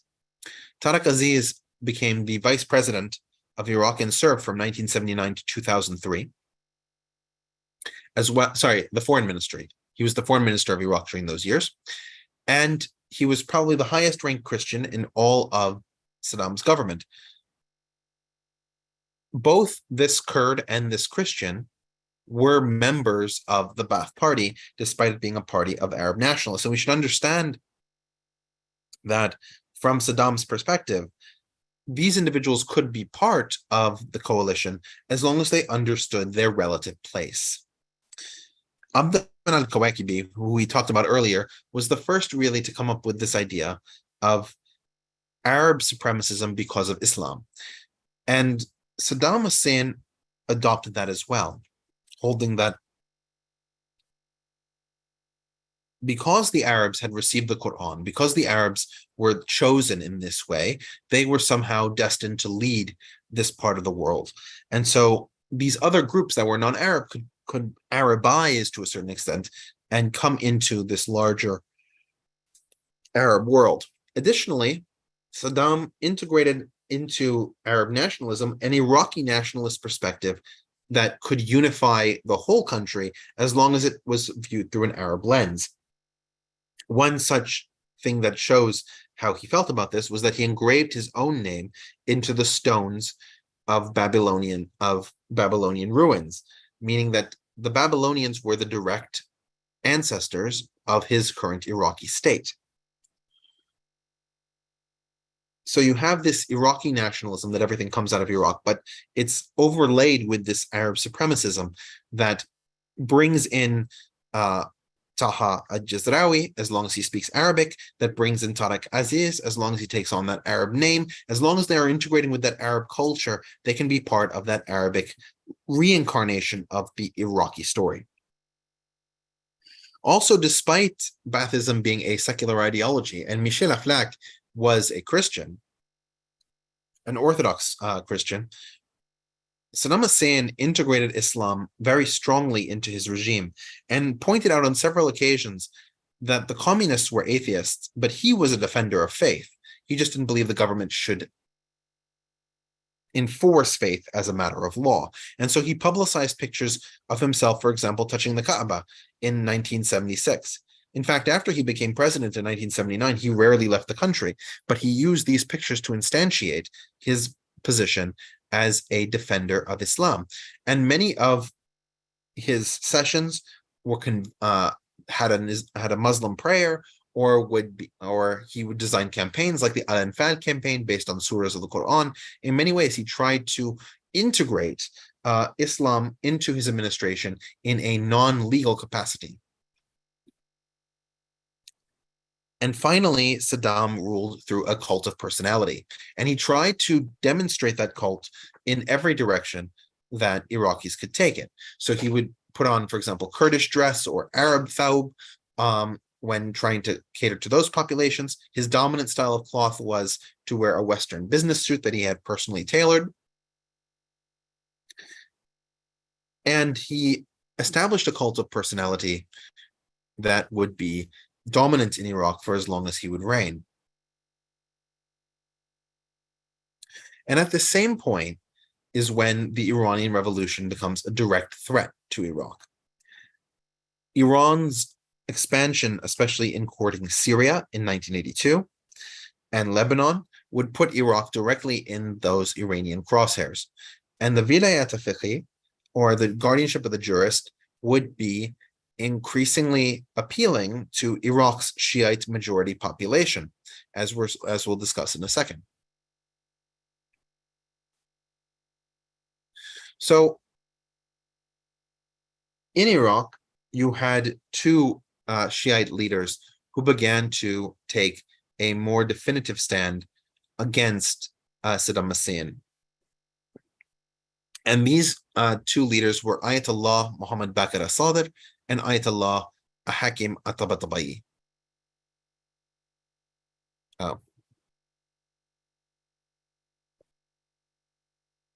Sorry, 1 second.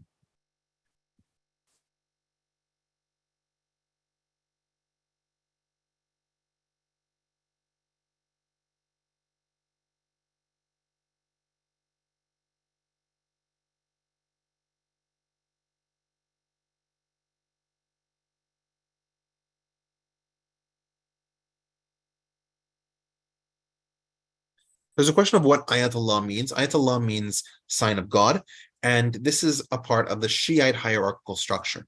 So within Shiite Islam, you have a number of different leaders, and these leaders have different amounts of religious knowledge as certified by a religious academy, be it the Academy in Qom in Iran or the Academy in Najaf in Iraq. And somebody who has the title of Ayatollah is somebody who's believed to have an extremely high knowledge of religious affairs, and therefore is one who can dictate policy. Now, to give sort of an expression that might be more familiar, this is the rank of a cardinal, if there were no pope in Catholicism, or the rank of a patriarch in Orthodox Christianity. And so these Ayatollah they don't have territories over which they govern, but they have persuasive opinions.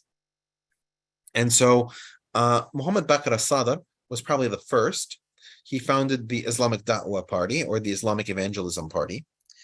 And the Islamic Dawah Party was a party that catered primarily to the Shiite population in the southern part of Iraq. And that party was designed to increasingly manifest Shiite behavior. Now, while there were Shiites who were members of the Ba'athist Party, by and large, the Ba'athist Party rejected Shi'ism and rejected manifestations of Shiite authority. So the Dawah Party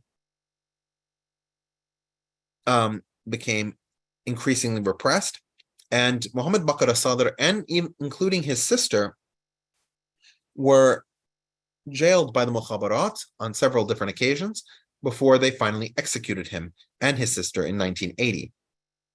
But the Islamic Evangelism Party lived on, and it attempted to assassinate Saddam Hussein in early 1982. As a reprisal for that, Saddam entered the community of Dujail, which was a largely Shiite community, and killed between 140 and 150 local individuals in what's been called the Dujail massacre.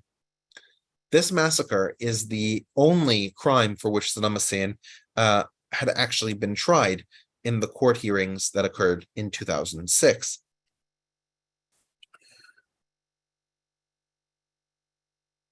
You also had other groups that were and Ayatollah Muhammad Baqir al-Sadr and his Islamic Dawah Party rejected the fundamental concept of vilayat al-faqih, the rule of the jurist.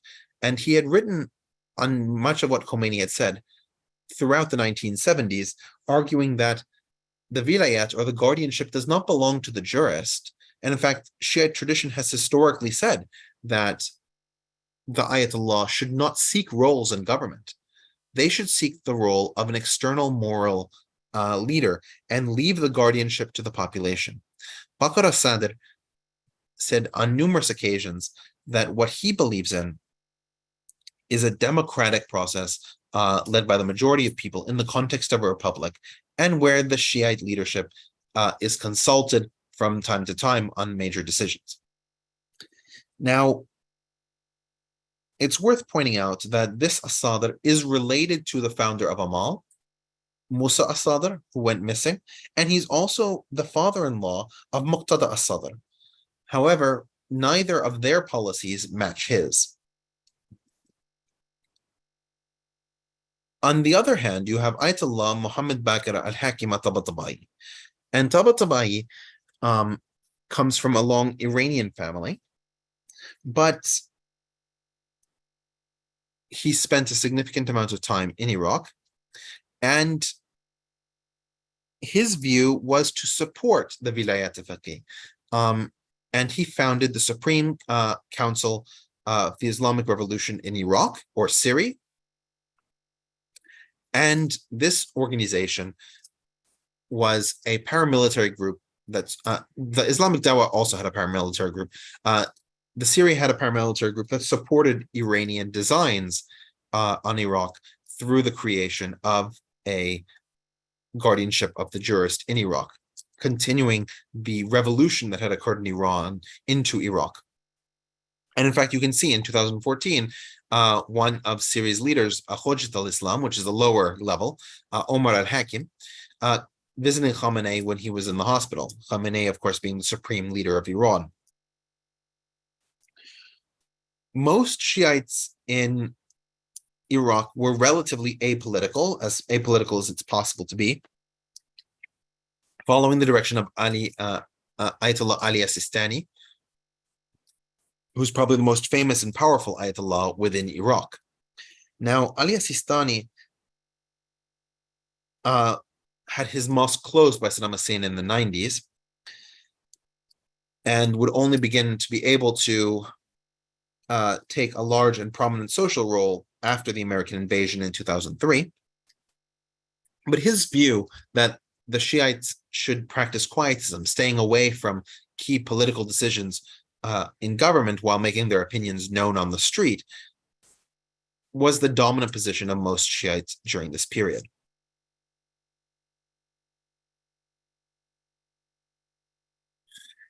The Iraqis also realized that if Iran was going to expand its influence into Iraq, then they should expand their influence into Iran. And the most effective way to do that was to court dissidents from the Islamic Republic. As we mentioned 2 weeks ago, you had Mujahideen al-Khalq, or the people's jihadist warriors, which was an Islamist Marxist organization that was an early part of the revolution, but that was discarded by Khomeini as he consolidated power in late 1980 and 1981. So Iraq reached out to the MEK and began to host them on its own territory starting in the mid-1980s. And in fact, the MEK stayed in Iraq until the US invasion in 2003, but it launched military raids into Iran throughout the Iran-Iraq War in the 1980s that we're going to get to.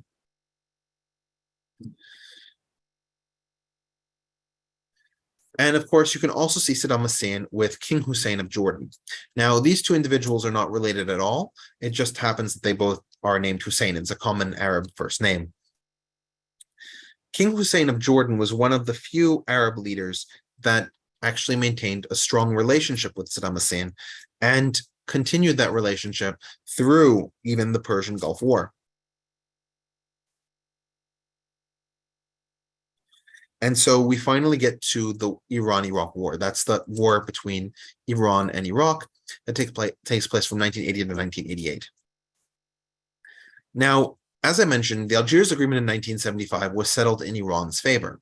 But now that Saddam could see that Iran was in a state where where Khomeini was trying to consolidate power, Iran would appear significantly weaker. Never mind, of course, as you can see from the map, that significant oil reserves were just on the Iranian side of the border, which would make Iraq significantly wealthier, not to mention that sitting atop those reserves are Arab populations. So that was one reason that Saddam Hussein declared war on Iran, sensing the weakness and seeing the opportunity. The other was that Iran was directly supporting these organizations like Islamic Dawah and Syria, which were undermining his authority, especially in the southern provinces, and were a possible catalyst to a revolution throughout the Middle East of Vilayat al-Faqih, especially in areas with large Shiite populations. Iraq, of course, having a Shiite majority, this was incredibly worrisome. And so he launched the invasion of Iraq. And that invasion was painful. While there were a number of gains in the first few months, eventually Iran responded with human wave attacks. And those human wave attacks pushed the Iraqis back to their border, resulting in Saddam deciding to call for a ceasefire in June of 1982. Because of this, the war shifted, and Saddam was no longer the aggressor starting at that point. The Ayatollahs, Iran was. And so Iran kept pushing into Iraqi territory and had similar difficulties overcoming Iraq's borders. Similar to the current war in Ukraine, what ended up happening is that it ended up being small swaps of land because neither could assert air superiority over the other.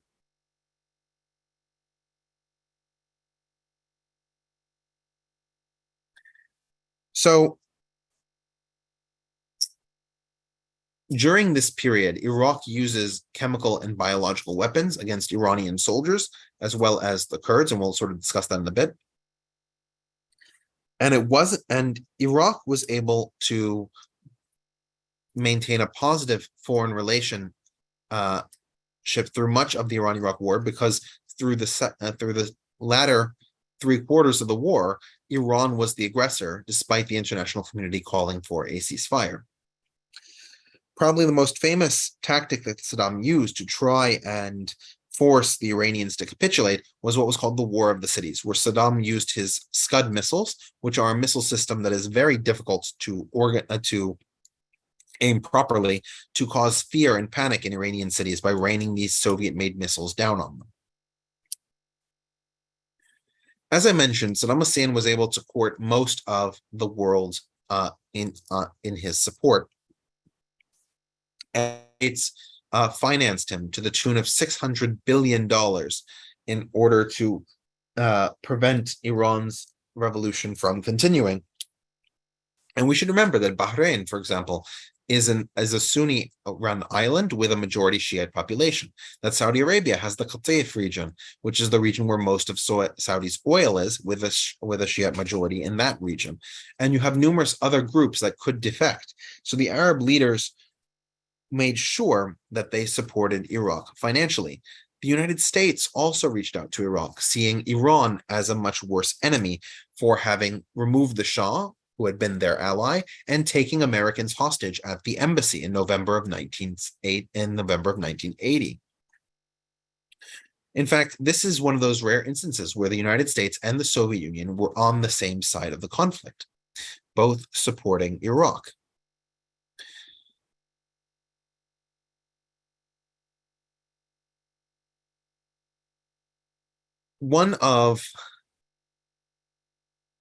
Okay.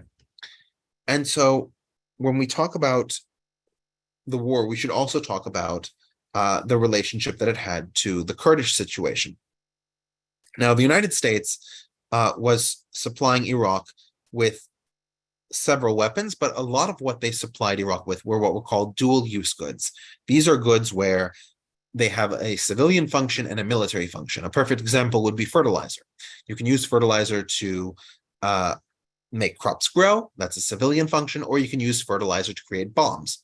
For anybody who doesn't think that fertilizer can explode, I would invite you to see pictures of the Lebanese harbor after an entire tanker of fertilizer destroyed half the harbor. Now, there were over 170 different dual-use items that were provided by the United States, especially under the Reagan administration, to the Iraqis in the Iran-Iraq War.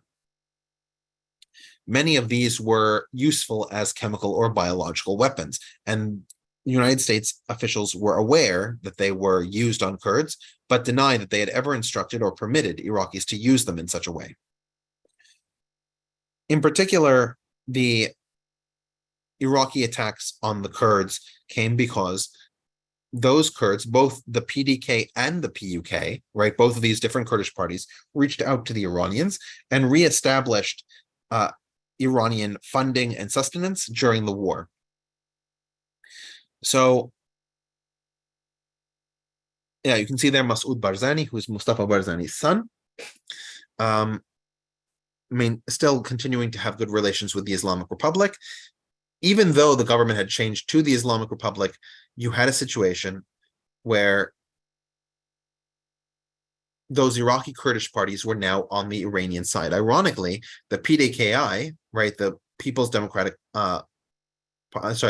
Democratic Party of Kurdistan in Iran, was actually pro-Iraqi, right? And so you have this sort of use of the other side as proxies and preventing the Kurds from uniting as a whole.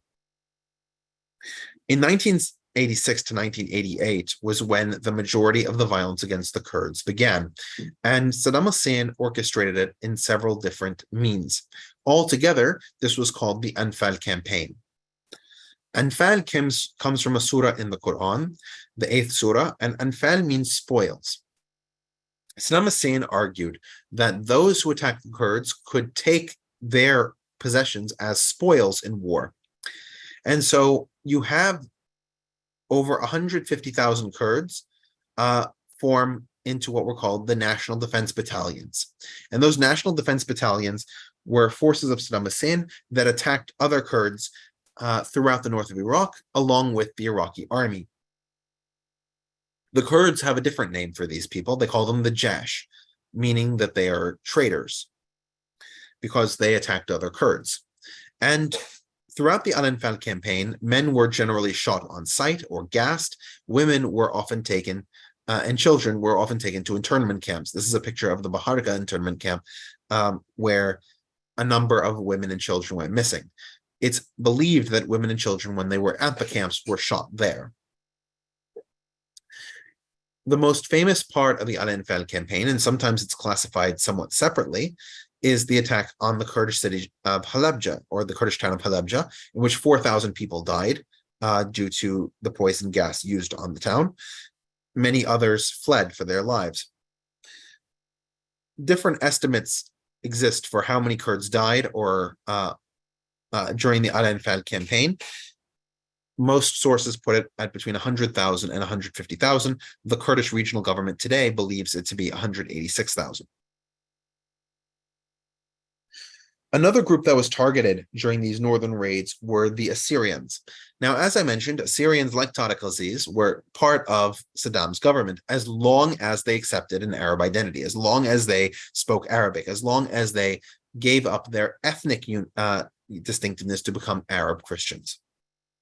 There were Assyrians, like Tariq Aziz, who were willing to do that. And there were other Assyrians, like those of the Assyrian Democratic Movement, often called Zoa by other Assyrians, meaning the movement, who did not. They wanted to remain ethnic Assyrians, and they saw themselves as different from the Arab population. They too were targeted by the Iraqi military, and in fact, they were killed in higher percentages than were the Kurds, despite their numbers overall being significantly lower.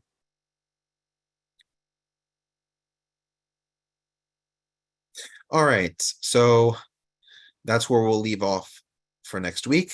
Questions, comments, clarifications, please put those in the chat. This is Middle Eastern Islamic History. I am Richard, and today is Wednesday. Next week, we will not be meeting because it's 4th of July week, so I want to give everybody some time off, some time to relax, and perhaps even me to relax. Crazy thought. So we will meet again on the 12th, and we will pick up with the Persian Gulf War and the aftermath of that, as well as the Iraq invasion and the American war in Iraq from 2003 to 2011, all of Islamic State, all that fun history. And then we will go and start talking about modern Turkey. I'm going to start putting up those links so that way people can see those events. We also have Asian philosophy, European Union security, powerful women and dead languages. There should be new episodes in July. Greco-Roman civilization, arms and armor, and of course our short run series. We're going to have another catch up on Ukraine the July 8th. So that's not Saturday, but Saturday following, where we will talk, of course, about Prigozhin's abortive coup. We'll talk about changes that have been the result of Ukraine's long-awaited but surprisingly underwhelming summer offensive. And of course, we also have other older series that you can see on our YouTube, such as Medieval Modern Europe, Ancient World, the Crusades. You can see all of those on our YouTube page. And so to respond to several of the questions.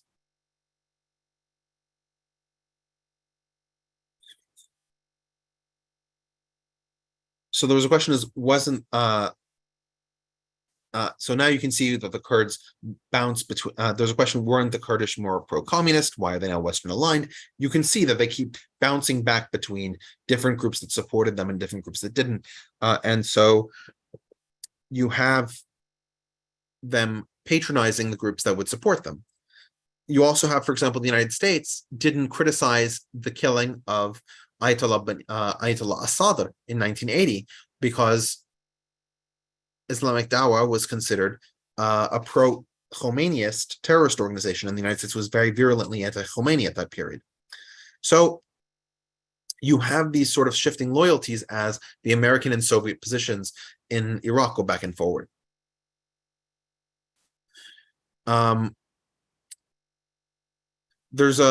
I sort of wanted to deal a little bit more with the Six-Day War comment. As I mentioned on the Iranian discussion, the fundamental issue was that in May of 1967, I believe it was May 25th, but you can check the sources, Egypt closed off what are called the Straits of Tiran. So there are a few islands that separate Egypt and Saudi Arabia. So you have Israel and Jordan, Egypt and Saudi Arabia at the top of the Gulf of Aqaba. They come down, and here is the thinnest point, and there are a few islands here. Those create a number of small waterways that can be traveled through and easily blockaded. So Egypt blockades those Straits of Tiran. Since the Iranians don't have access to the Suez Canal, at least not at a price that they want to pay, their only way to get oil to Israel is through the Suez Canal. And in fact, Israel built a pipeline through itself to deliver Iranian oil to the Mediterranean and short circuit around the Suez Canal, right? That should show you how much the Iranians didn't want to use it. And so the Iranians being unable to deliver oil to Israel meant that Israel would need an alternative source. And it wasn't clear to the Israelis that they would have one, certainly not one that can supply the bulk of their oil, which Iran did. So Israel was then on a ticking clock, because if they waited till November, which is when they expected an Egyptian attack to come, Israel would not have enough oil to power the tanks that would be able to fight the Egyptians back, and also their air force.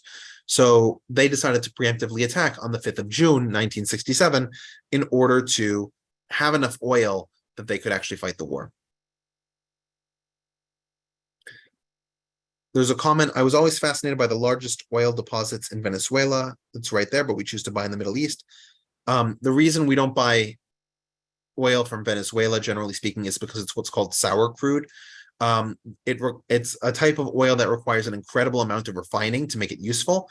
And so the expense in refining it makes it much less worthwhile than shipping it from Iraq and other countries in the Persian Gulf, which have much sweeter crude, much more useful.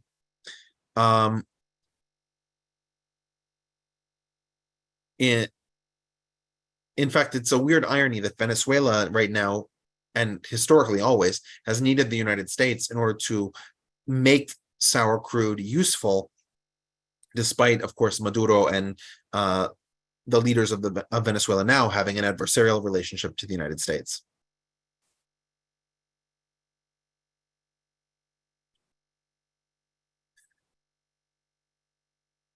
So then we have the comment. I also find it fascinating the U.S. White House is making oil deals with Maduro while the State Department is offering money to anyone who can find allegations against him so they can arrest them.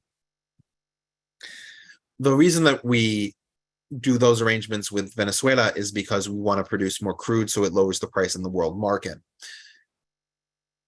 The United States would definitely prefer a different government in power in Venezuela, which is why the State Department is not following the same policy. The question is, were the Jews Mizrahi? Did Mossad get involved in extracting Jews from Iraq? Mossad was absolutely involved in extracting Jews from Iraq. There's Operation David and Solomon, I believe, in 1949, that airlifted Jews out of Iraq, but that was in 1949. When we get to 1959, which is when you have the Baghdad hangings, Israel was not performing operations to get the Jews out of Iraq. The Jews were fleeing from Iraq across the border to Iran, usually using Kurdish smugglers. And then from Iran, they would get to Israel. Because remember, until 1979, Iran and Israel had de facto relations. So that's the situation. There's a question, will I cover Pakistan? The answer is no. It's one of the funny things. I don't understand Pakistan. The Middle East makes perfect sense to me. Pakistan does not. And so I struggle mightily with being able to communicate about that. And I also feel like it's outside of the Middle East. And so while it does have some importance, especially when it comes to Iran and maybe Afghanistan, maybe I'm saying in the sense of, I don't know if Afghanistan is really Middle East or not. I don't feel like it's part of the Middle East in a way that's conducive to discussing about it in this sort of discussion. I also want to touch back on the causes of the Islamic Revolution. As we talked about in episode 76 and 77, where we talked about Iranian history, you have the inflation in the economy that was driven by excessive oil revenues not being evenly shared within the economy. You had the sense that Americans were treated better than Iranians were and had control over the country and its direction. You had issues related to the Savak, or the Shah's secret police, and the repression that it entailed. You had the massive dislocation of numerous Iranians moving from the rural areas to the urban areas who had no community, and therefore ended up becoming targeted by mullahs who were able to galvanize and radicalize them. You had the inability of communists and left-wing parties to come together as a national front in any meaningful way to meaningfully stop the Islamization under Khomeini. So you have a lot of different groups that were involved in the early days of the revolution that wouldn't have been involved if they knew what the outcome was. So those are all much more meaningful causes than the fact that during 1978 there were some violent results. The protests, and the Shah was simply not willing to commit the military to commit large-scale massacres of the Iranian population to put this down. There's a question: did former VP Cheney use Halliburton to drill oil in 2002? Not sure what Halliburton's role was. In 2002, Halliburton was not in Iraq. Halliburton would only come to Iraq in 2003 with in the Iraq War. And Halliburton was primarily there as a security contractor. I don't know if Halliburton drilled for oil. My intuition is to say that they didn't, because the U.S. did not win any oil concessions in Iraq as a result of the invasion. Most of the oil concessions went to the Chinese or the Russians, some to the French as well. So Halliburton's role was as a private military contractor, and they performed a number of abuses in Iraq beyond what the U.S. military had done. There's a question of: did Saddam institute an organized and deliberate plan of genocide, or was it more reactive to opposition? I think it's very difficult to say that Saddam didn't have a plan of genocide in the way that he dealt with the Kurds. Then again, you could say that if Kurds Arabized, then he wouldn't have had a problem with it, right? So you have this sort of cultural genocide, and since cultural genocide isn't working, it goes to physical genocide. The degree to which he targeted these groups, be they Shiites in the south, Marsh Arabs also in the south, the Kurds, both Sunni and Faili Shiite Kurds, the Assyrians, a lot of these could be very easily considered genocides, and they were done with the purpose of streamlining the country from an ethnic perspective. So I think the word genocide is very appropriate here.